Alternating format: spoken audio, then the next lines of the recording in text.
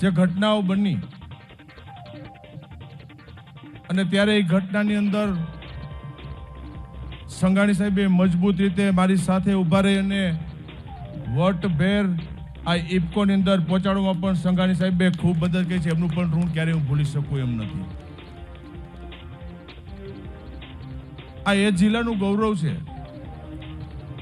કે જેનું એક વખત હાથ પકડે પછી હાથ મૂકતા નથી. દિલીપભાઈએ સાબિત કરી બતાવ્યું. તમે હમણાં જેમને સાંભળ્યા હવે ઇફકોના ડાયરેક્ટર અને ભાજપના નેતા છે જયેશભાઈ રાદડિયા. ઇફકોની ચૂંટણી આવી અને અમરેલી સહિત ગુજરાતની રાજનીતિમાં ખળભળાટ લઈને આવી. જયેશભાઈ રાદડિયાની જીત, દિલીપ સંઘાણી બિનહરીફ રીતે ઇફકોના ડાયરેક્ટર બન્યા અને એમનો જન્મદિવસ, આ બધું જ ભેગું કરીને અમરેલીમાં અભિવાદન સમારોહનું આયોજન કરવામાં આવ્યું. પણ જે રીતે ભાજપના જૂના જોગીઓ એક સાથે સ્ટેજ પર હાજર હતા એવી ચર્ચાઓ ઉઠી કે દિલીપ સંઘાણીનું અશક્તિ પ્રદર્શન હતું. કેવી રીતે? ચાલો જાણીએ આ વિડીયોમાં. નમસ્કાર, આપની સાથે હું સેજલ.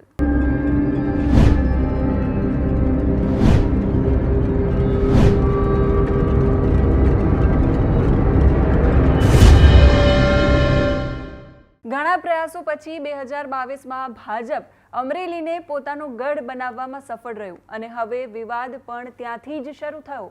2017માં કોંગ્રેસે જબરદસ્ત માહોલ બનાવ્યો અને ભાજપના સુપડા સાફ કર્યા. તો 2022માં ભાજપે કોંગ્રેસને સાફ કરી નાખ્યું. ભાજપનો ગઢ ગણાતી અમરેલીમાં જે ભડકો શરૂ થયો એ હવે શક્તિ પ્રદર્શન સુધી પહોંચ્યો છે. અમરેલીએ ગુજરાતના પ્રથમ મુખ્યમંત્રી જીવરાજ મહેતા આપ્યા અને સાથે ગુજરાતના અને દેશના રાજકારણને અનેક ધુરંધરો પણ આપ્યા કે જેણે ગુજરાતની રાજનીતિમાં ખળભળાટ મચાવ્યો હોય. અને આવો જ ખળભળાટ હવે સહકાર ક્ષેત્રમાં દિલીપ સંઘાણીએ પણ મચાવ્યો છે. ઇફકોની ચૂંટણી થઈ અને જયેશ રાદડિયાએ ભાજપના મેન્ડેટની પરવા કર્યા વિના અમિત શાહના અંગત ગણાતા બિપિન પટેલને હાર આપી. આ ચૂંટણીમાં જયેશ રાદડિયાની જીત પાછળ દિલીપ સંઘાણીનો પણ મોટો હાથ છે.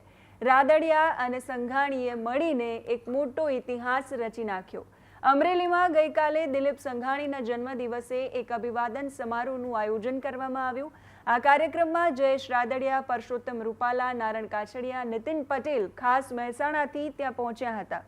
આ ઉપરાંત આરસી ફળદુ અને ડોક્ટર ભરત કાનાબાર પણ ત્યાં હાજર હતા. ભાજપના જૂના જોગીઓ, દિગ્ગજ નેતાઓ ફરી એકવાર એકત્ર થયા. અમરેલીને એક કરવા માટે ભલે હીરા સોલંકી અને મહેશ કસવાલા પ્રયત્ન કરતા હોય, પણ જૂના જોગીઓએ ફરી એકવાર એક મંચ પર આવીને સાબિત કર્યું કે જૂના જોગીઓમાં હજુ એ સામર્થ્ય છે. ભલે પછી બાવકુ ઊંધાળ હોય કે પરસોત્તમ રૂપાલા હોય, અમરેલીને આટલું જલ્દી છોડશે નહીં એવો એક સંદેશ ગઈકાલના સમારોહથી પહોંચાડાયો. અને આ જૂના જોગીઓએ એ પણ સંદેશ કમલમ સુધી પહોંચાડ્યો કે હજુ પણ અમારા જૂના જોગીઓની અહીંયા અમરેલીમાં બોલબાલા છે. અમરેલીમાં જે થયું એ શક્તિ પ્રદર્શન ગણાયું. એક વાત મહત્વની એ પણ સામે આવી કે આ મંચ પર નારણ કાછડિયા દેખાયા, પણ ભરત સુતરિયા ક્યાંય ન દેખાયા. જો આવ્યા હોત તો વિડીયો કે લેટર ન લખવો પડત, એ રૂબરૂ નારણભાઈને થેન્ક યુ કહી શક્યા હોત. આ ઉપરાંત આમંત્રણ તો મનસુખ માંડવિયા અને ભૂપેન્દ્રસિંહ ચુડાસમાને પણ હતું, પણ આ કાર્યક્રમમાં એ પણ ક્યાંય દેખાયા નહીં. તો ચર્ચા એવી પણ શરૂ થઈ કે ભાજપમાં જૂથવાદ પણ શરૂ થઈ ગયો છે.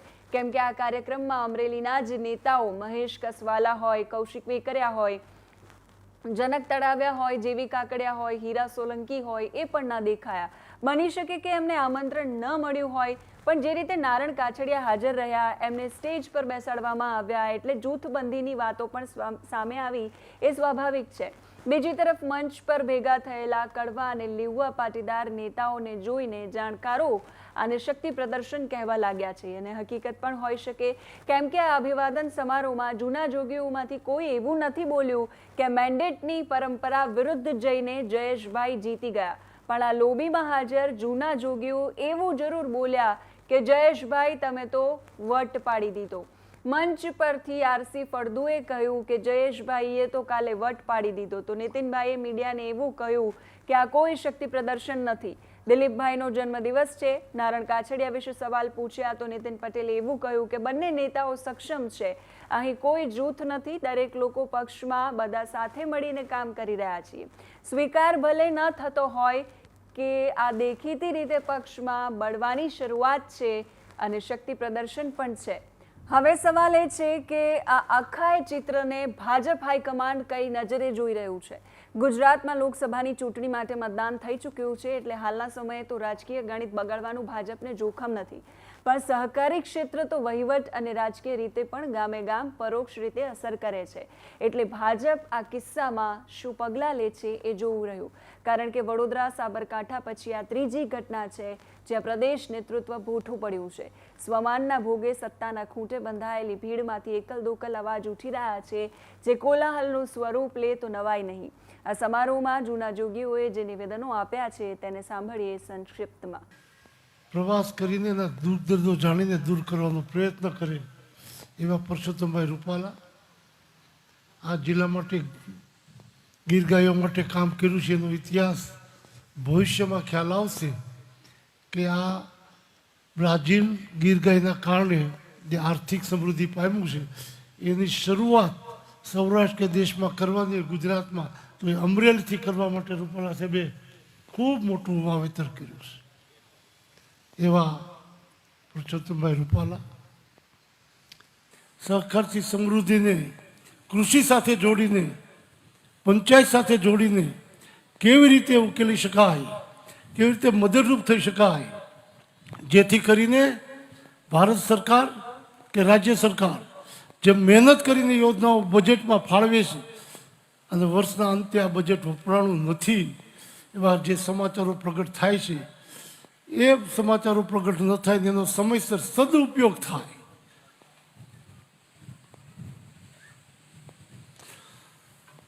એનો સદુપયોગ થાય એના માટે સતત પ્રયાસ કરીશ.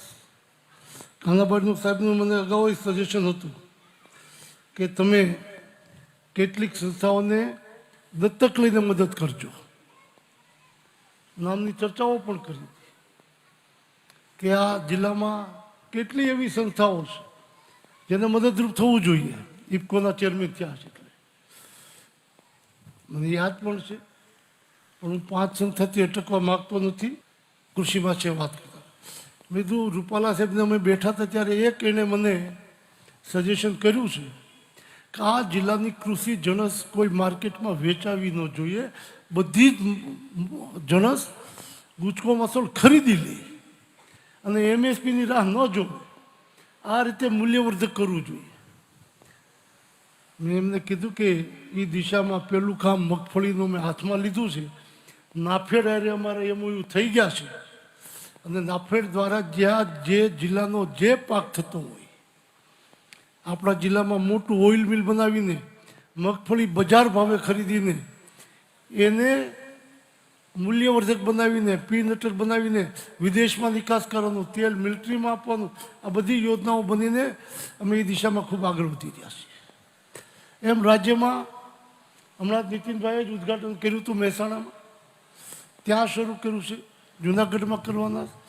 રાજ્યના દરેક જિલ્લામાં સરકારે એક પાક એક જિલ્લાનો લેવાની વાત કરી છે.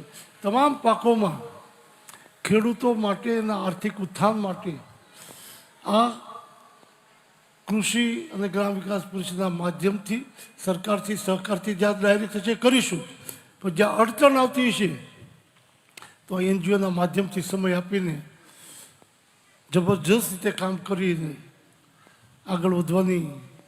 પણ દિલીપભાઈએ નાનપણથી લઈને જેને બોર્ન લીડર કહેવાય એમાં દિલીપભાઈનું નામ આવે. બહુ ઓછા લોકો હોય જે જન્મજાત જ નેતા હોય. મને યાદ છે કે વર્ગમાં મોનિટર થવાનું હોય એટલે દિલીપભાઈને થવાનું જ હોય, એમ એ નક્કી જ હોય. એ જીએસ થવા હાટુથી આર્ટ્સમાં વી ગયા હતા. એ સાયન્સના વિદ્યાર્થી હતા. મારી યારે અમે 10 કરના વિદ્યાર્થી નૂતનમાં, અને અમે સાયન્સમાં દાખલે થઈ ગયેલા હારે. પછી દિલીપભાઈ આર્ટ્સમાં વી ગયા નીતિનભાઈ, એટલા માટે સાયન્સમાં એનીથી સિનિયર લોકો હાજર હતા એટલે ત્યાં વારો આવે એવું નહોતું, એટલે આર્ટ્સમાં દાખલ થઈ ગયા. એટલે દિલીપભાઈ બીએસસી, નહીંતર એ બીએસસી હોત. એટલે એવું એને કહેવાય બોર્ન લીડર. એટલે નેતૃત્વ કરવા માટે એ બધું કરવાની તૈયારી સાથે દિલીપભાઈની કારકિર્દીની શરૂઆત થયેલી. દિલીપભાઈ સંઘાણીનો આજે જન્મદિવસ છે અને બેવડો પ્રસંગ જન્મદિવસ અને સાથે સાથે 2 દિવસ પહેલા જ ઇફકોના નવા ચેરમેન તરીકે ફરી પાછી જ્યારે જવાબદારી મળી છે ત્યારે આજના દિવસે આદરણીય સંઘાણી સાહેબને જન્મદિવસની ખૂબ ખૂબ હૃદયપૂર્વકની શુભકામનાઓ આપું છું અને ભગવાનને પ્રાર્થના કરું કે એમનું આવનારું જીવન એ તંદુરસ્તીવાળું આપે, લાંબુ આયુષ્ય આપે. કારણ કે સંઘાણી સાહેબ માટે હું ગૌરવ લઈશ કે હર મુશ્કેલીની અંદર હરેક જગ્યા ઉપર ભલે આજે એક વિઠ્ઠલભાઈની છત્રછાયા નથી પણ એક બાપ તરીકેનો સંબંધ નિભાવી અને જ્યાં જરૂર પડી ત્યાં મને કાયમી સાથ અને સહકાર કાયમી આપ્યો છે. મારો જામકરણાનો એક પણ કાર્યક્રમ એવો નહીં હોય. મારી રાજકોટ જિલ્લા સહકારી બેંકની સાધારણ સભા હોય, જામકરણાના આંગણે મેં જેટલા સમૂહ લગ્નના કાર્યક્રમ કર્યા અને એક પણ કાર્યક્રમ એવો નહીં જ્યાં દિલીપભાઈ સંઘાણીની હાજરી મારા કાર્યક્રમની નહીં હોય. એટલું હૂફ અને માર્ગદર્શન આદરણીય સંઘાણી સાહેબે મને આપ્યું છે. હમણાં 2 દિવસ પહેલાની જે ઘટનાઓ બની અને ત્યારે એ ઘટનાની અંદર સંઘાણી સાહેબે મજબૂત રીતે મારી સાથે ઊભા રહી અને વટભેર આ ઇફકોની અંદર પહોંચાડવામાં પણ સંઘાણી સાહેબે ખૂબ મદદ કરી છે. એમનું પણ ઋણ ક્યારેય હું ભૂલી શકું એમ નથી. આ એ જિલ્લાનું ગૌરવ છે કે જેનું એક વખત હાથ પકડે પછી હાથ મૂકતા નથી. દિલીપભાઈએ સાબિત કરી બતાવ્યું. આ બધા ડાયસ પર બેઠેલા વડીલોએ અનેક તડકા છાંયડાઓ વેઠીને જીવનના જે ક્ષેત્રમાં છે ત્યાં પોતાની શાખ છે એ જાળવી રાખી છે. એ મોટી વાત છે. જાહેર જીવનનું ક્ષેત્ર એવું છે, લપસણી ધરતી, સેવાળી ધરતી છે અને ત્યાં પોતાની જાતને સાચવીને કાબૂમાં રાખવી અત્યંત દુષ્કર જેવું છે. સતત સંયમ ઉપર કાબુ રાખવો પડે, મનના તરંગોને રોકી રાખવા પડે, સાક્ષી ભાવ સતત જીવંત રહેવો પડે શરીરમાં. મન, વચન અને કર્મથી આ ક્ષેત્રમાં અડીને રહીએ ને તો રહી શકાય, નહીંતર ક્યાંક લપસી જવાય, ક્યાંક ગવાઈ જવાય.